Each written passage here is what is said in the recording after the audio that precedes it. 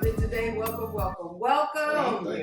And I just want to thank you for coming in and, sharing your testimony with us on the topic MOP, which means Mothers of Prisoners. I decided to do Mothers of Prisoners because, when a child or a loved one goes to prison, everyone, kind of focuses on them, the child themselves and what they're going to go through and if they, all the things that happen in prison, but nobody ever really knows or ever talks about what the parents or the mother, because a lot of children that go have single mothers.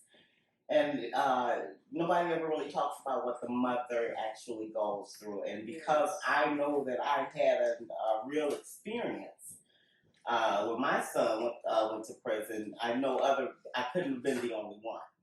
And it's just something that is not discussed amongst people. But parents go through a very, traumatic thing. And I think it was so traumatic for me personally because as a mother raising my son and my daughter at the time, you think that you're actually involved in their lives. Mm-hmm. But they do have another life out there, when they're out there doing whatever they're doing with their friends. Because a number of things that this young man was doing, I had no clue. Mm-hmm. I knew that they were doing the kid stuff. It actually wasn't kid stuff. Mm-hmm. And when I first found out that, I thought about all the discussions that we had, about going to prison, and I just always tell him, because his famous words was, "Mom, I ain't doing nothing." Mm-hmm. And I used to always tell him, "You ain't be doing nothing. If you out there, trouble will find you." But those were conversations that we had, and I just never ever thought that, my son is out here doing wrong. I knew they was doing little stuff to get in trouble, but when I got the call that he was locked up, mm-hmm. I remember calling downtown to find out what was going on. When the man, and everything the man said, he told me he was locked up, blah, blah, blah, but when he told me his bond, that's when I knew he was in trouble. Now, what was his bond? It was $100,000. Wow. It was $1 million with 10%. $1 million? Mm-hmm. So I'm like, oh my God, what did he do? So you didn't know at that time what he had done? I didn't know. You just saw, it was something serious because that bond was so high. When they told me that bond, I'm like, oh my God, what has my child done? Because it was unimaginable to me, and then me not ever experiencing or even knowing that he would have been doing anything that would have caused that. And at the time, I wasn't aware that there's a 10%. Got you. So you think it's $1 million? Oh my God, $1 million. I mean, 10% of $1 million was $100,000. Yeah. And so it was that right there was fear alone, mm-hmm. because I knew there was no $100,000 stuffed in any mattress or bank account that I had.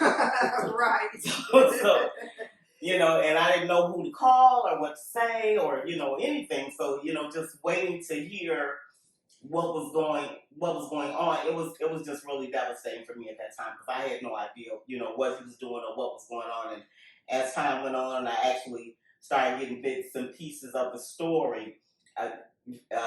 Before I went into blaming myself, I became very, very angry.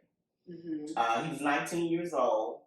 And the police officers down, because in my mind, my father was a cop, mm-hmm. and he used to tell me all kinds of things. But in my mind, I'm thinking that they're gonna talk to him and tell him what he needs to know and try to help him out. But still, they played him. They gotta play him, made him think they were his lawyer. Just trying to get him to tell the truth, mm-hmm. and not telling him his rights was that he didn't have to say anything. He had the right to remain silent. Mm. But when he told me the story about the cop coming in with the videotape, telling me he had him on tape, which he really didn't, telling him he was his lawyer, they violated their rights in so many different ways. Wow. And so I began to get really angry about that because it was nothing that I could do.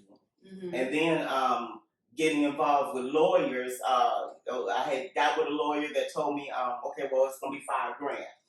Okay, well, I didn't have that either, but so I conned jury, did everything I could. Mm-hmm. Got the $5,000, and when he went to court, I gave the lawyer the $5,000. The next day, he got bounded over to another court, so he wanted another $5,000. Wow. So it was all of it was just a horrible experience. Now at this time, because you're a single parent. Yeah. And this is something that you had to do on your own. On my own. The only help that I had was his best friend's mom, Rhonda. Okay. Actually, Rhonda was doing step by step with this with me, you know, for support. Yeah, I mean, right down to going to the pawn shop to pawn jewelry with me. Make sure you know she was helping me out, and it was a real experience to go through. And after the anger, then came the blame. Now let me say this first, because in our previous segment, Terrance did been to jail twice. He went twice. Prison twice. Now you're talking about the first time you went to talking prison? the very first time. Okay, we're starting from the very first time. So in the total, you did 14 years. Altogether, the total. The first crime was a 10-year sentence. For my So this is the one we're talking about now. This is the one we're talking about now. The very first time. The first experience. Yes. Mm-hmm. So, you know, after not being able to pay the lawyer an extra $5,000, I mean, he just quit right there in court. You know, so me and Terrance was back and forth on the phone talking, you know, and they were offering him all kinds of deals. And, you know, I didn't know what to tell him to do, because this was his life, you know. Sean actually came and talked to him. With my husband. At the time. I mean, at the time it happened. Yeah. Oh, okay. He came and talked to him. And it was just, I don't know, you know, we ended up going to court, and he had decided to take a deal, and so the family was writing letters. Actually went talking into it. Into taking a deal? Taking a deal. Because he had been there through the whole thing, and he was listening. He just came and asked me honestly, like, did you do it? So when I told him my answer, he like, well, this is what they offer. Do you think you can do that? I said, if I have to. He said, well, ain't no point in playing around with these people, because it's only going to get worse. Right. Now, is it okay for us to ask, what did you do? What was the crime? Oh, armed robbery. Armed robbery. Yeah, that was the charge that I took the plea to. Okay. I had multiple charges. Okay. So when you take a plea, that means everything is combined together. They give you if you got, like, I had 8 charges. Mm-hmm. So they take the most severe or serious crimes and offer you a deal to knock everything else off. So attempt murder and other gun charges, they knocked them off, and they gave me a plea for the armed robbery and 1 gun charge, which is what I really did.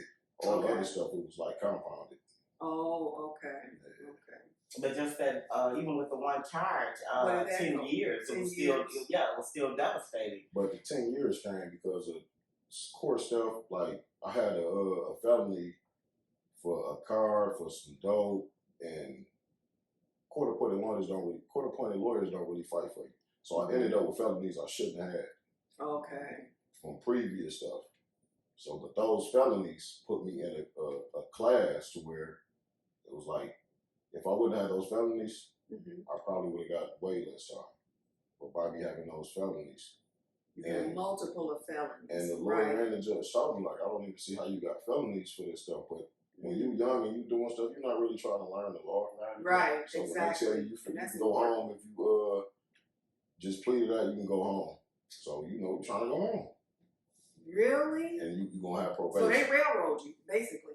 From the beginning. Right, yeah. Because you didn't have the knowledge of the system. Yeah.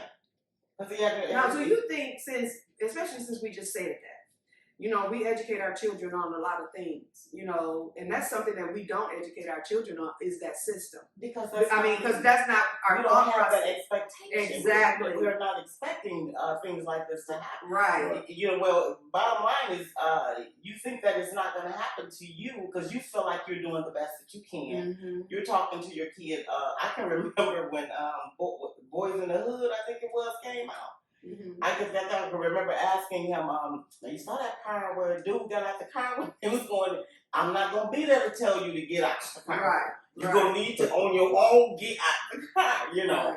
Right. Those kind of things. So that's, you know, that, and that was my only knowledge of it. Because I never had any experience of anybody that that I love like that going to prison. I had some cousins to go to prison, but I wasn't personally involved like I was involved with him. I mean, he was definitely good at not letting everybody know You know what what he you was were doing. doing. But you know, back then, man, me and most of my friends, our moms worked.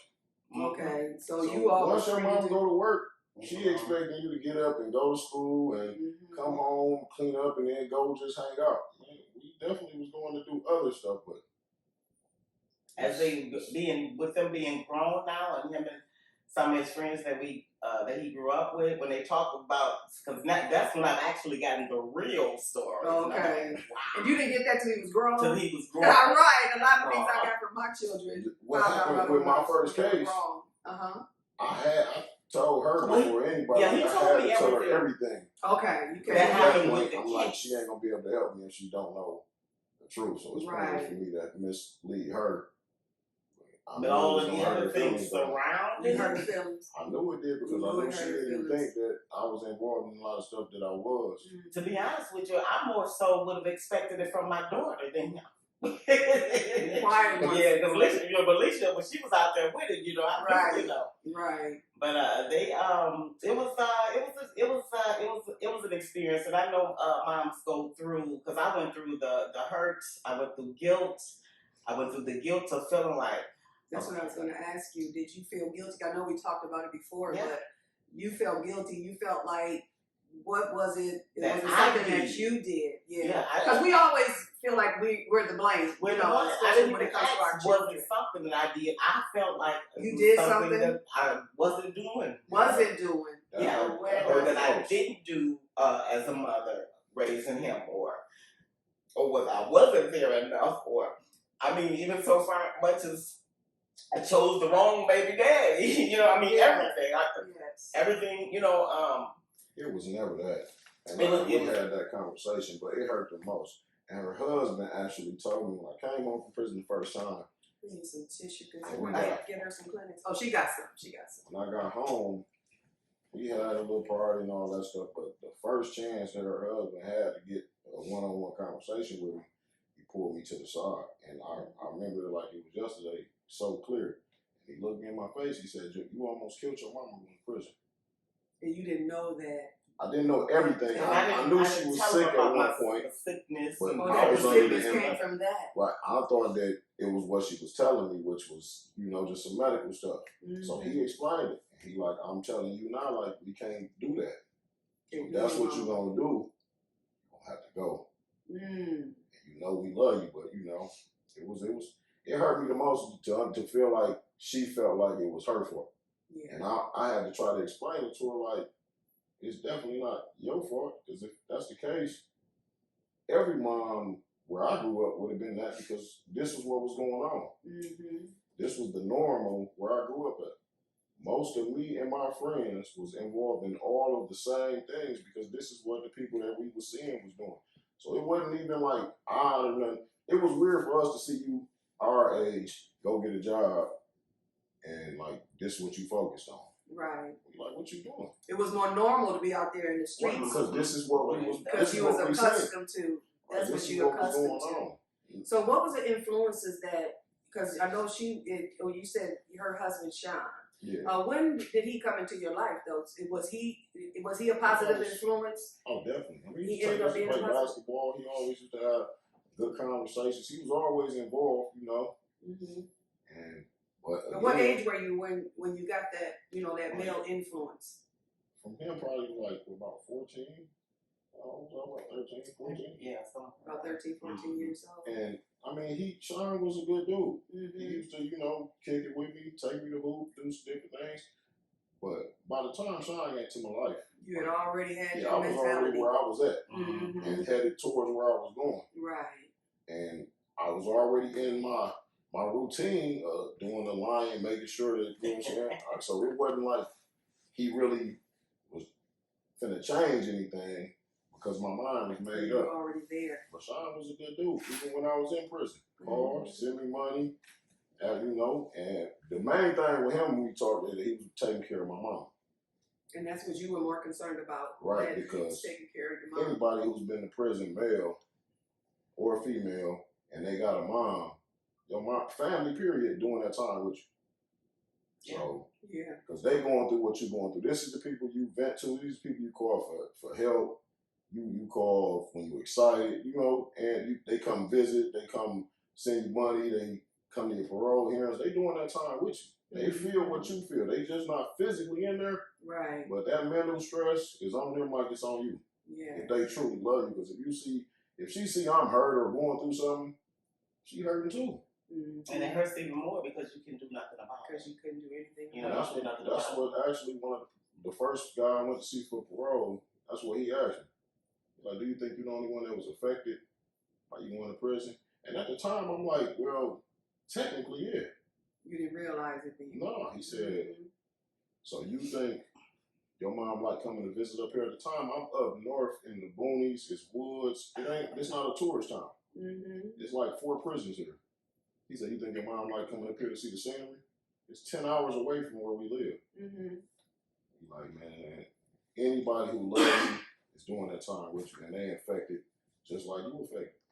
And that's what most children don't realize, the effect that you have on your family. And that's why we want to do these segments, to really enlighten people, to, you know, especially parents as well, to, you know, because even, you know, to not, I know we're supposed to have tough love, but how very important it is, even when your son or one of your children go to prison, to be there for them. Right. Because I know that her testimony is that she wrote it out with you. She was there throughout the whole thing, you know, and a lot of, and if you didn't have her, you probably wouldn't have been able to even survive it. Family support is the thing that gets you through prison. Yeah, but let them know that when they're in there and they don't have that support, what really happens, you know, when that support is not there, because you guys, it's just like living in any type of society. That, you know, to from the aspect of you being in there and you got family support,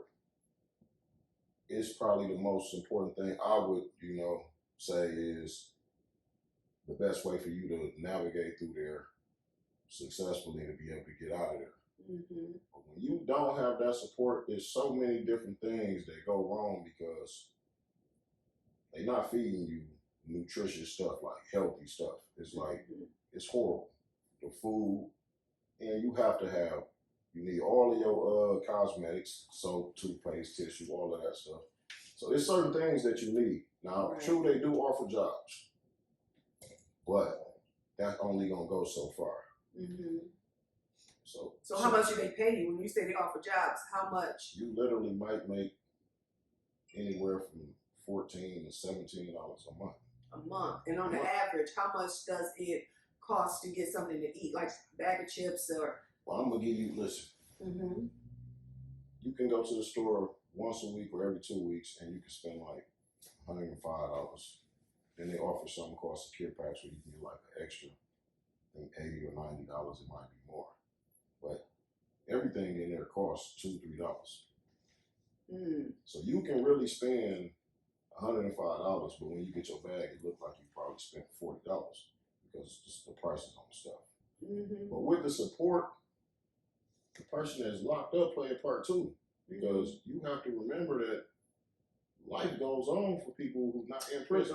So you kind of like you have to be a certain person, because if I call her and say, listen, we go in the store, I need a couple hours if you can do it. If she says she can't, you have to accept that. Some people don't accept that, and now you mad, and you know your family love you and they need you to call so they know you okay, so you ain't calling, you purposely doing things to, you figure, hurting them because you didn't get what you want. It's a two-way street. You have to be willing to accept that you're not always gonna get what you want.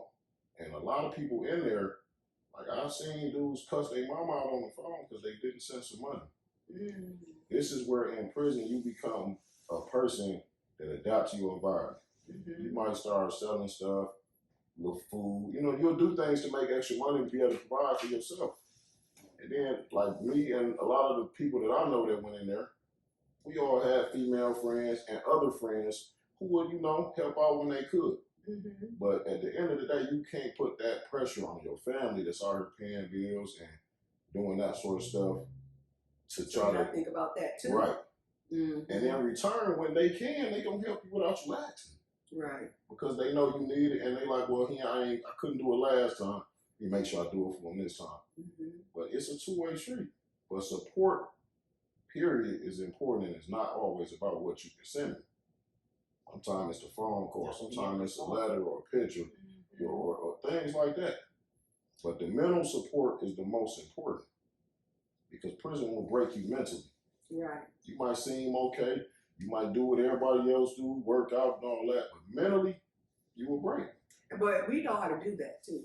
We know how to cover up pain, and we just keep on going regardless if we hurt them. Exactly. And that's why a lot of times we suffer depression and we don't even realize that we're in that depressed place, because we're still used to functioning, you know, no matter what, you know, because even when my mother was struggling, I didn't even realize if she was struggling, I didn't know it. Right. You know, I didn't even know what that felt like, looked like. You know, all I knew is I went home and there was food on the table. Exactly. You know, we had a roof over our head, our water was running, we had a telephone. Because when you're younger, like, you don't pay attention to those signs. That's the point. You be more focused on, she gonna take me to the mall today. Or, exactly.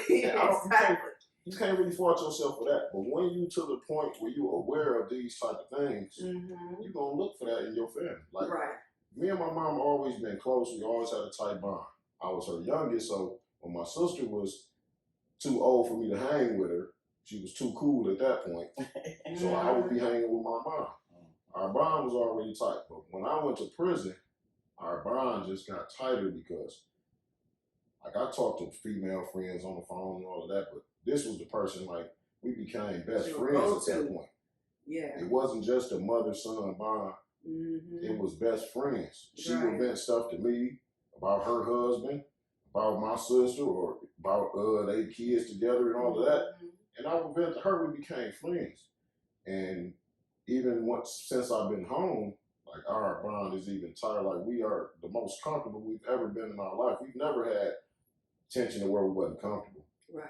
But I've never been more comfortable in my own skin around her, because of the past, because of what we built through that. Yeah. And that's something that it helped you mentally. Because you feel like I got somebody I can talk to if I need, I can go to. And I don't care what you say. Anybody that's been to prison, you got some mental stuff you need to get off. And you need the therapy and rehabilitation. That's the part. And what was the reason what took you and led you to get to that place that you realized that you needed therapy? But I wasn't used to following rules, let alone somebody forcing you. So that was a big change in my life, a drastic change immediately. And over time, I developed, like, habits and bad habits, mainly my anger, my temper. Because in prison, man, perception is everything. Somebody say something to you, disrespect you, and you don't do nothing. Whether you a punk or however somebody you say it or not, that's how they gonna see you, and they gonna use that against you. Now they feel like we can push up on you.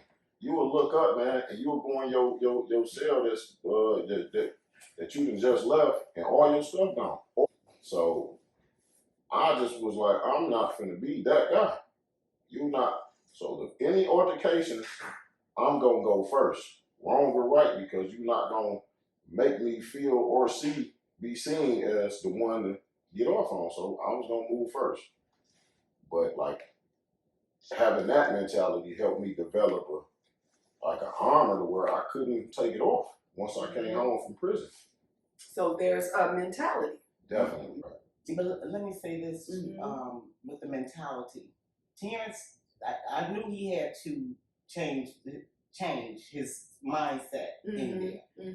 But Terrance always had that humanitarian personality as well. He was always there for people. And that was the one thing I used to pray for his. And I knew that that's how I found out that having the support in prison was important, because there were so many guys. He's just the type of person that he attract people. They gravitate towards him. And there were so many guys that didn't have support, because he would call me, hey, Mom, can you do a 3-way for me? You need to call his mom. Well, mine can do it. I'm like, Terrance, but those guys, and they really did need it.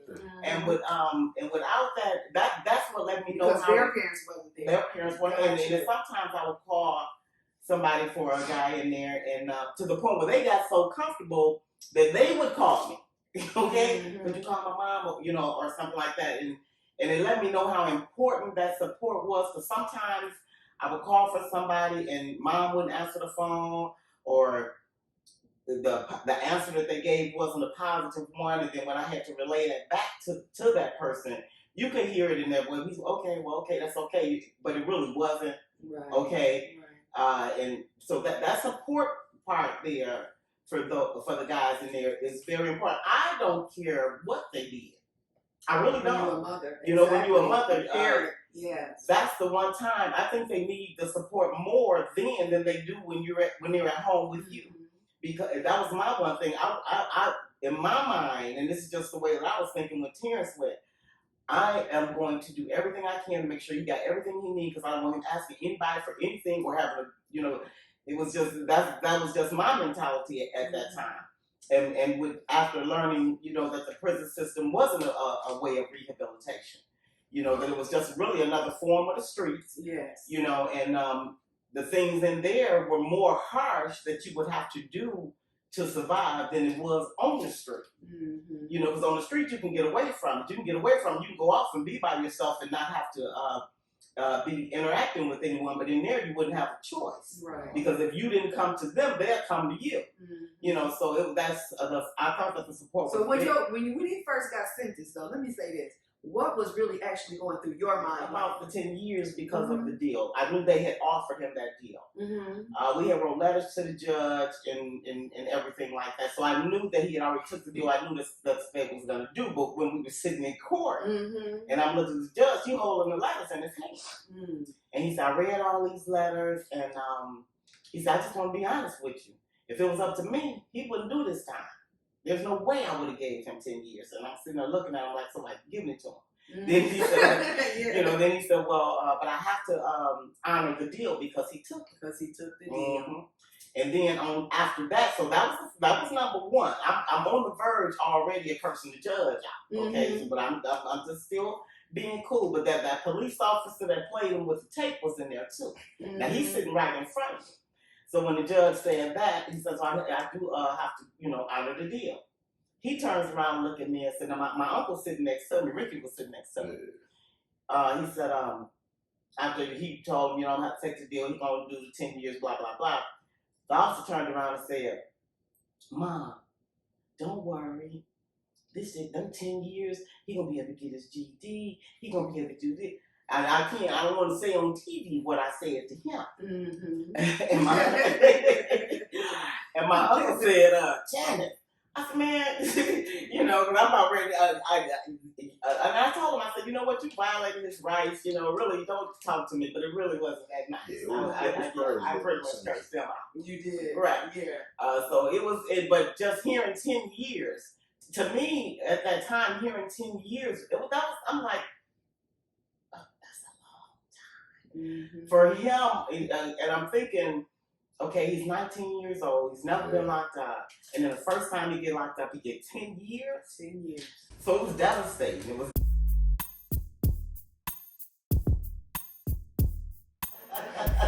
Let's go, since we're talking about the MOP, though, the mothers of prisoners. The grieving process. You realized that you were grieving. I didn't realize I was depressed. I just felt like I was hurt. And I was trying to get over it. I didn't know that I was depressed. I didn't think I was depressed at the time, but I was. Everything was happening inward. I didn't really know how much it was affecting me until it actually made me sick. To the point where I ended up having to have surgery. It was a lot. Wow. And I was thinking, my husband is the one who really, he said, Janice, because I kept saying, I don't know why I'm going through all this. And he said, Janice, all this is the stress from Terrance and what happened with him in court and trying to make sure this, that. He said, that's he said, you just holding all that in. I didn't think I needed to talk to anybody about it. I was talking to him, and I didn't think that I needed to actually there was any acceptance that I needed to do. I accepted that I was guilty. You know, it took a long time for me to realize that these were his decisions, that these were his choices. How long did it take for you to Oh my realize God, that? years. So you suffered. Yeah. You was in prison with him. That the first 10 years, I was in prison with him. I mean, I spent all of my time on the computer researching prisons for no good reason, because nothing that was online is what was really happening in there. Trying to find out what his lifestyle would be like in there. You know, trying not to just think about it, it would be what I saw on TV. You know, trying to figure out what my role would be. You know, because I figured, okay, so, you know, since he in prison, I got to learn how to live in prison, so that I know how to help him live in prison. Yeah. Not knowing that he was so much more acclimated to what those kind of lifestyle, because he had been out there in the street. I hadn't. Right. But these were just my thoughts. Well, because it's my fault that I didn't do this as a mother, and I do that as a mother, then I need to try to recover that by helping him live in prison. It took me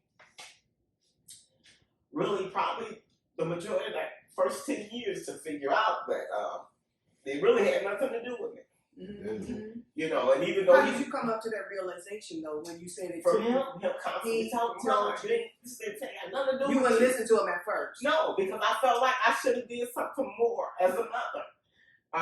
You know, and I was trying to go back in my head to see kind of, you know, the main thing you want to figure out is where did I go wrong? Did I work too much? Was I not there enough? Was I just wasn't a good mother? You know, that's so definitely not. Those are the things that I went through. And even with Sean telling me, and him telling me, and then my daughter telling me, Mom, me and Terrance, whatever we do, that's on us. It's right. You know, but you love your children so much that you don't want to see them hurt, and you don't want to see them in pain. Because when you were out there working, doing everything you was doing it for them. In my mind, I was doing it for them. But then after that, I think, well, maybe you thought the time away, it was either sacrificing them not having to be there, or go to work and hope that they're doing what you have instilled in them. You know, but it took really, a long at that time, you really didn't have a choice, because you had to take care of your children. Yeah, but you know, it just in my mind, but you didn't think about that. I didn't want them to be locked up. I knew I had no control over it, and because all I could think about was, oh my God, now the state is his mom and dad. The state is, they have taken. I don't have any. I said they have taken all of the privileges from me, but he did. He was the one, you know, who made the decision to do the crime, and I think. What helped me finally get to the point where I could deal with it was when I saw that he could deal with it. Because I thought, you know, going to prison at that age, it was going to be hard for him. And, you know, so I felt like I had to really be there to help him. But then after I saw that he had maintained a mentality and a lifestyle in there that he could live with. And he, you know, I know you're never comfortable in there, but you can make it through day to day. Once I saw that, that's what made me feel a little bit more comfortable. That's when I started getting a little bit more comfortable.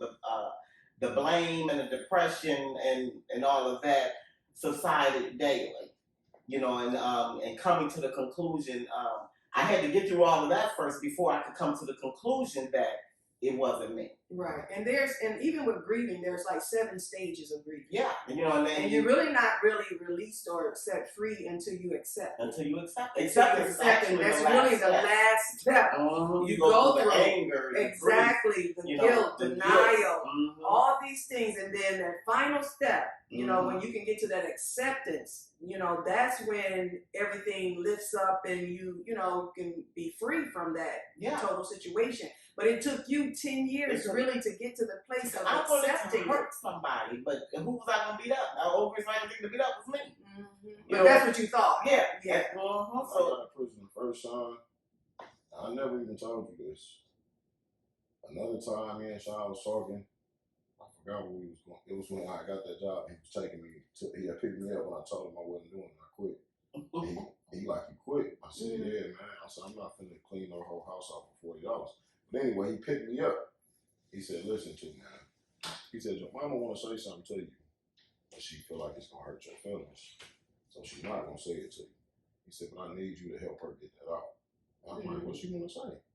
He like, she angry with you. He's like, she's so angry with you. That's what all that pain of blaming herself.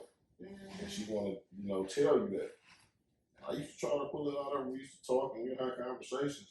But I didn't realize like how much holding something in it affects your well-being. It does. Suppressing your emotions is so very important. And once you do that, you know, those emotions are still there. They go in your subconscious, regardless if you think that consciously, I'm not thinking about this, but your subconscious is the one that controls your behavior.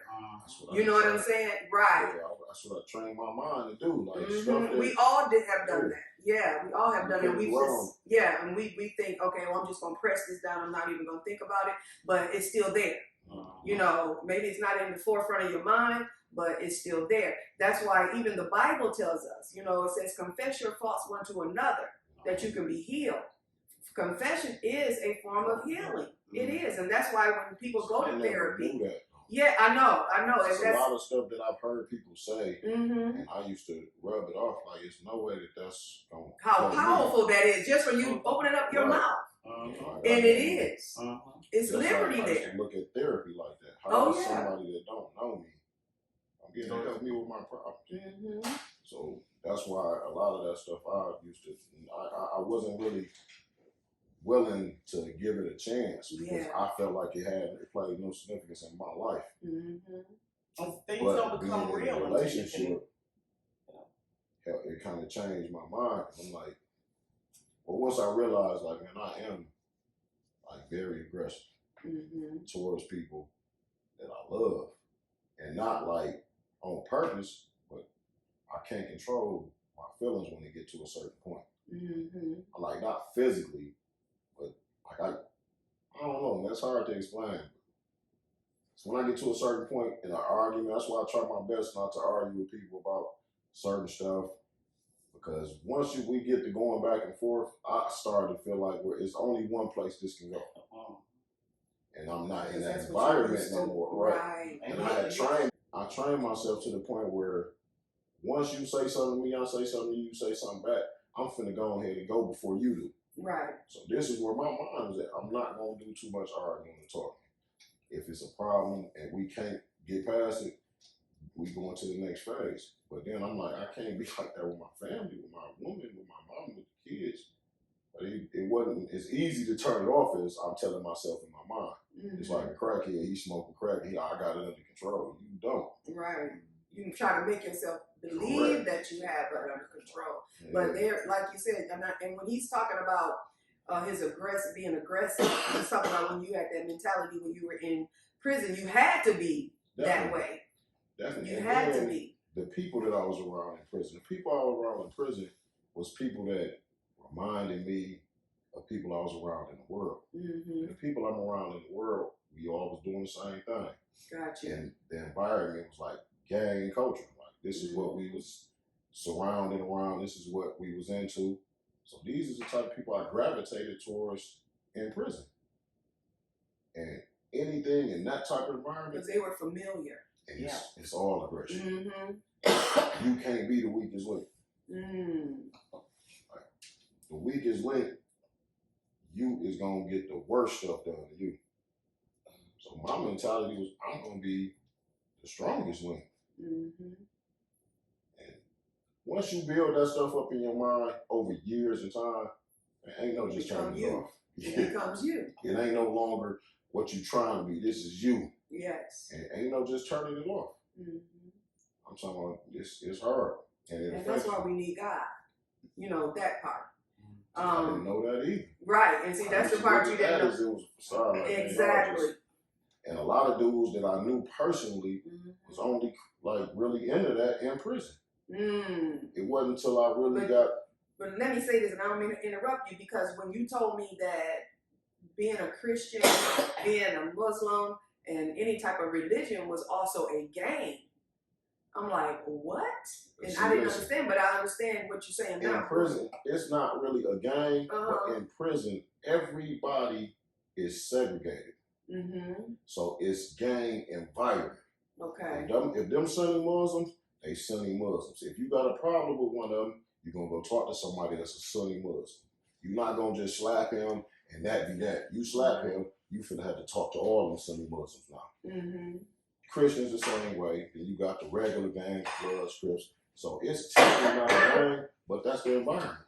Everybody is segregated. So everybody affiliated with something, somebody, some type of. If you in prison and you ride into a prison, just say you a Muslim or you a Christian or you from a certain city. Once somebody find out that, they gonna go to that group and tell them one of yours just rolled in, and that group of people is gonna reach out to that person, make sure he's straight, bring him in. You okay? You okay? Yeah. Bring him in. You know what I mean? Everybody take care of their own. Mm-hmm. So it's like, and I'm gonna say this: most Muslims in there is militant, and the gangs take after that. Because when you sit back and watch the discipline and the militant, you like, that's how we gotta be. Because now, when you see that, the perception is, don't mess with them, bro. They together, they on point. You know what I mean? Mm-hmm. Well organized. Well, it's an oil machine. Mm-hmm. So you want to be that. So this is what gangs do. This is what other groups do. We're gonna follow that. We're gonna take the lead from them. But the whole atmosphere is segregation, and we over here, y'all over there. Was that a fear of yours too, Sister Janice, that he may get involved in some type of gang affiliation, or because he wasn't in the gang before he went in there? So and I didn't so you was? I've been around gang activity. Wow. Pretty much. Wow. My whole life. Okay. My whole life. I didn't know. So did you know that? No. Okay. I mean, I knew that. I mean, it's nothing. We just. My neighborhood is a certain thing. So whether you was like really in the gang or not, you did what everybody else did. You wore the same colors that everybody out here wore. You wore your hat the same way that everybody else wore their hat. You represented the neighborhood because this is what we cherished at that time. This was ours. This our safe spot. It's our comfort zone. Our friends here, our family here, and we love. Like to this day, I be finding myself still like I love it. I don't, but for so long, this was what we loved. You couldn't tell us nothing about the South Side. This where we at. So the South Side, I remember the South, North, East, West, because the East Side had theirs. Everybody. That's something though, because it was territorial. And where we but I never really considered that everybody closer. was in the game. But go ahead. Where we grew up at, it was even closer because it's two big apartment complexes that's together, like it's built together. So we was really segregated from the rest of the South Side. It wasn't until we got a little bit older we started leaving out of the neighborhood, going to other parts of the South Side. This was our area, and this is where we stayed. Everything we needed was right there because we saw everything what they was doing. We just did that. But definitely, it was representation there. It was gang there. It was. Did you know that? I knew, at the time when I used to hear, this hood, that hood, this color, that color. I looked at it as kid stuff. Just kid stuff. You didn't know I how didn't look serious at it as how they really were or how they were taking it. That was the thing. Oh, we took it serious. So but I didn't know that it meant something. To me it was like the kids. I can't wear red over here. I can't wear blue. You can't wear blue over there. Or this is the hood or South Side, North Side. The North Side case was real. And the sad part about it was I grew up in Chicago. And we grew up in the projects, 45th and Federal. My cousin Lena and them. Was you gang related though? When you said 45th and but Federal, it was like you had some affiliation. I didn't even know this. I wasn't in the gang, but I just hood. Right. But we couldn't go in they were 47, we were 45th. we couldn't go in their building unless they came and got us. They couldn't go in our building unless we came and got them because they weren't from our hood and we weren't from their hood. So Lean, I'll be over there in a minute and walk up. No, you ain't doing that. Mm-hmm. And they couldn't come in our building. So as a child, that kind of stuff I saw, but it still was because it was never personally a part of my life, or it wasn't important to me. I never really looked at it when we moved to Michigan. Mm-hmm. Now Chicago, the Disciples, Blackstone Rangers, to me those were real. Those were the real gangs, and they weren't just militant out here hurting people. They were also doing positive things. Mm-hmm. And I never really looked at it because when I got to Michigan, the gang aspect to me was just rob, steal, kill, hurt. But see, it wasn't really like that for us because I'm going to be honest with you. Where we from in the gang stuff, all that did was give us confidence. Mm-hmm. It gave us confidence because we all had something as one thing to believe in together. So we went places, we went together, and we represented this. But it was more about the confidence, and it helped. Brotherhood. Right. It was more of that because all of us ain't have family. Everybody ain't have mamas. Everybody That's ain't what I was have going to ask you. Was it because of the lack thereof? It's possible. As far as the male figure. It definitely played a part. But it just basically was all us looking out for each other. It wasn't really so much about the gang and knowing everything about it and really representing it. It was just something that brought us all together. And that's so we wasn't going out as a gang like we finna go rob and steal and do all of this. Right. We was more concerned with hustling and making money. Mm-hmm. The gang stuff wasn't that high in our life. Okay. The moment somebody showed us how we can do some different stuff and make some money, that took precedent in our life. Immediately, it took. This is what I'm doing. We're going to wrap it up. Listen, let me ask this question, though. What was your greatest fear, though, when he went in there? What was your greatest fear? That he would get hurt, or that he would end up hurting somebody and getting more time. Mm-hmm. Terrance has always meant to me, when him and Alicia was growing up, Alicia was a fighter. She was a fighter, and she would fight anybody. And she told me one time, I never seen Terrance fight. I never no chance to get into a fight. So Terrance became a silent fighter to me. And because Alicia used to tell Mom, Terrance, you don't say much, but he will hurt somebody. She said, I've seen him. Mm-hmm. And I said, well, because I had never seen him fight, or anything like that. So, but I knew he wasn't the type that would just take anything either. Mm-hmm. So I think my biggest fear when he actually got locked up was him, from what my persona of what prison was. The only thing I knew was what I saw on TV, and they sharpening up stuff and and that kind of stuff. So I'm like, well, I think my biggest fear was him getting hurt, or getting put in a position where he had to hurt somebody and end up getting more time. And then I had this detective that I had been talking to while he was going through his thing had told me, listen, you got to stay on top of it because these laws are designed to dig a deeper hole for these young men.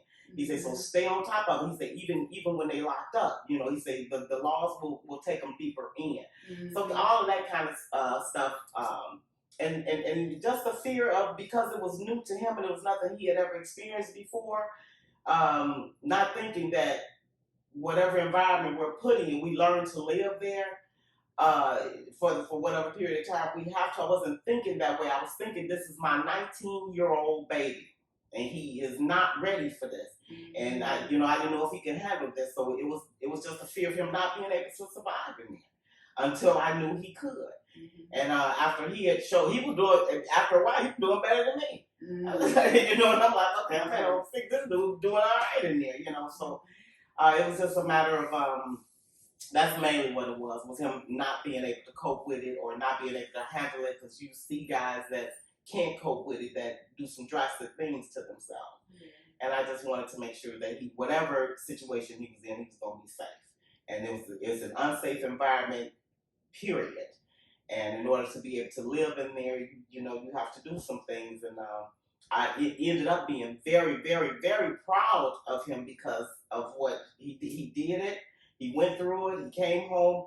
He grew while he was in there, But the first thought was fear of him not being able to handle it. That was my biggest So fear. the second time he went in there, it was a little more easier for Yeah, you. the second time You said it's on you. Yeah.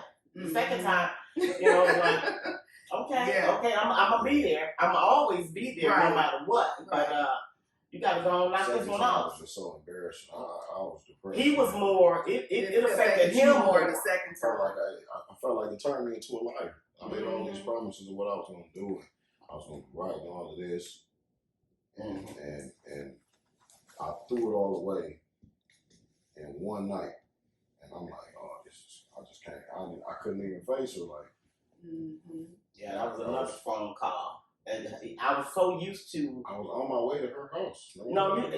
But yeah, just talk. But when I found out, he used to call me every Sunday. We would talk, and I was laying on the couch in my bed, and I'm like, it's 10 o'clock, and Terrance didn't call me in the morning. And so I laid there, 3 o'clock came. Still ain't heard from Terrance. So about 3:30, a police officer called me.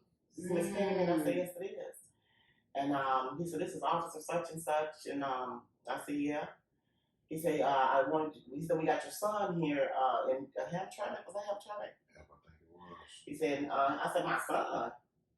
He said, yeah. He said, so, you can come down and get his stuff, all this. I'm like, okay, what's going on now? But I never thought, I didn't even know. So I just got up and drove out there. And when I got out there, that's when, they was telling me, what was going on. And then when I saw him, the look on his face, I couldn't go in and be, beat him up about it because he had already did that. I could see it from the look on his face.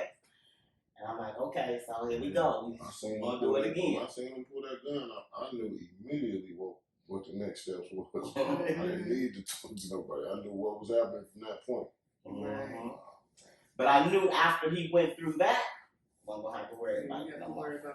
Mm-hmm. Well, what would be I know your inspiration for writing the book was because of what you suffered and went through and what you thought other mothers may be going through to help them. To help them and to help not just the mothers of the prisoners to understand, but also to help the inmates understand that time that is taken away is so much that is lost that they miss out on. Making those decisions to they cost you the time out of your life. I don't know how much time I have. Tomorrow is not promised to me. Can we talk about that for a minute? Because even when he was in prison, you all he lost his sister. Lost his sister in the process of that. That to have to go, I had to really, and I really had to fight to go up there because I had to go tell him this. He knew she was sick the whole time, and I had to fight with the prison system to be able to let me in to do it. And then I couldn't touch him. They put us between the glass. I couldn't touch him. And I'm thinking, okay, when I tell him this is, it's going to be devastating for him. I can't hug him. All I can do is tell him and sit there with him, And I was on the phone. They weren't going to let me do it, but I kept calling. Finally got with somebody that said, you know what? Let me see if I can help you make this happen. I said, there's no way I'm going to tell him this over the phone. You guys are going to let me in there. You got to let me in there.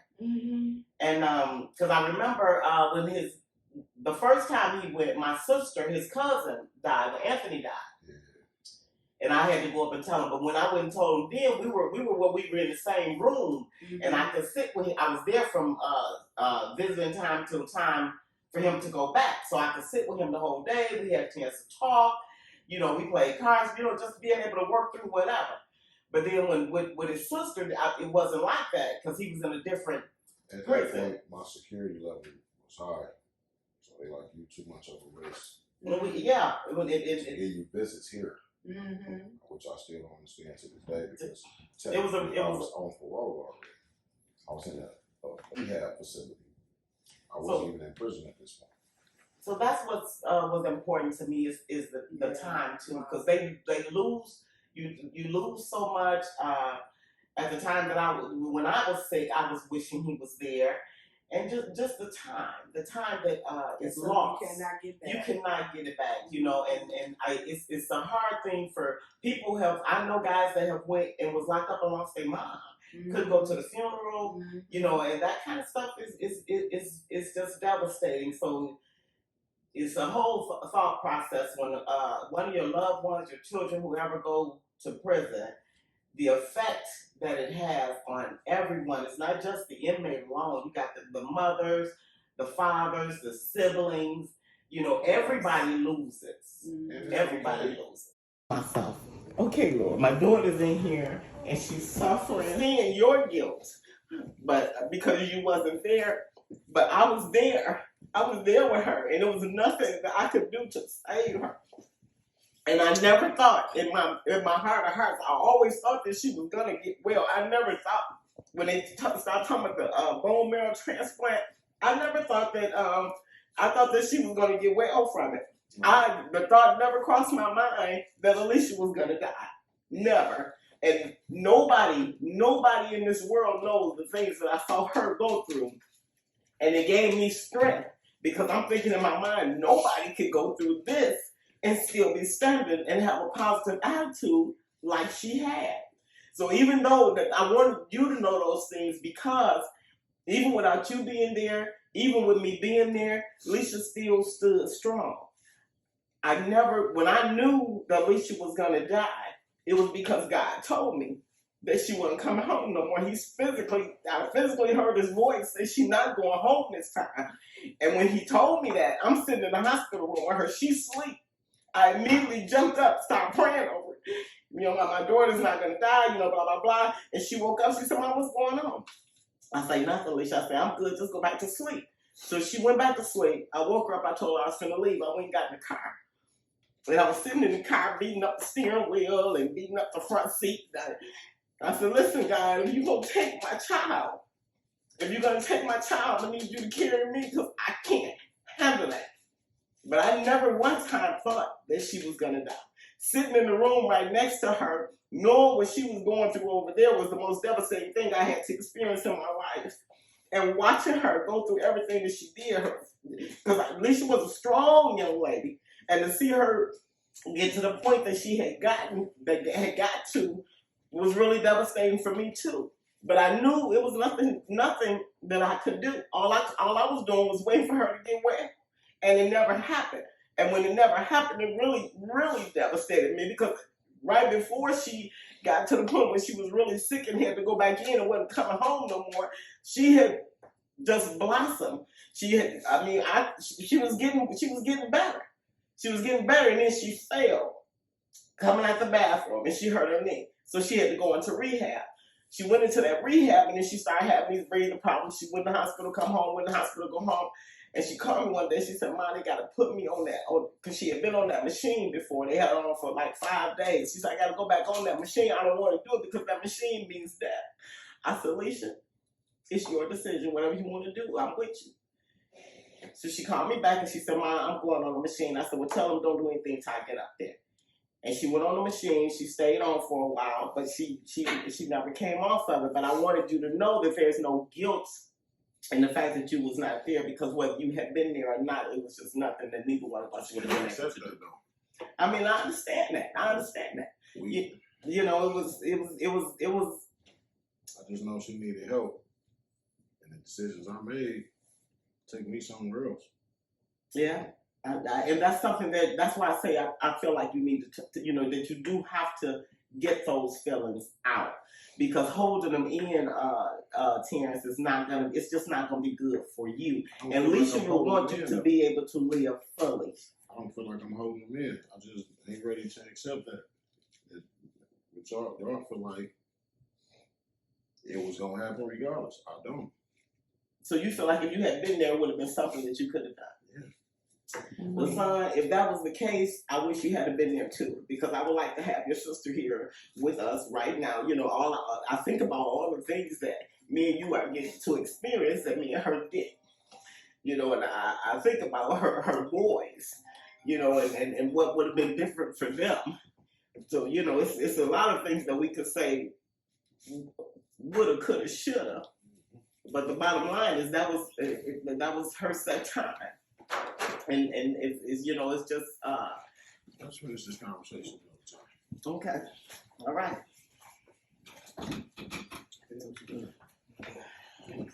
your advice to most of the mothers, continue praying. Don't give up on your children. Even they're your children. In prison or out, you know, because the power of God is stronger than any power that, the power of prayer was stronger than anything that I could actually done. Yes. You know, so, and I know. So, you know, you gotta stay in touch. You gotta stay in touch with God, you gotta stay in